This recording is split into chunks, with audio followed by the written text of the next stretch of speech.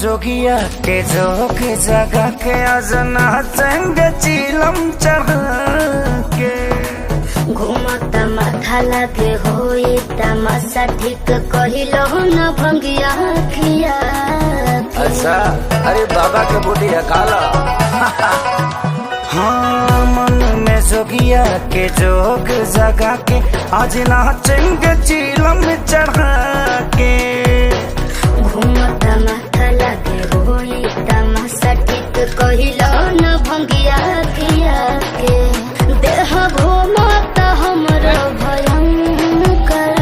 ओ जय जय शिव शंकर काटा लगे ना कंकर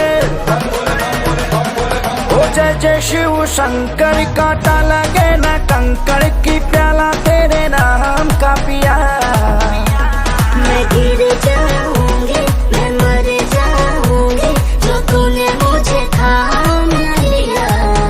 ओ पिया।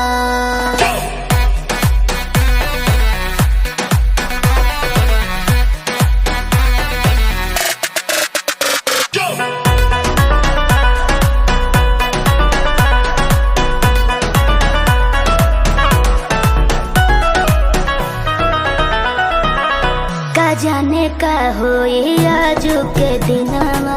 बाटे अब शिव ही सहारा हो थिर के कदम बाटे गजबे उमंग में ऐसन करी हो ना फिर दोबारा हो। हाँ मस्त मलहूँ छोड़ी सरहूँ झूमो बमस्ती में मार के दम भूल जगम कुछ ना होई कस्ती में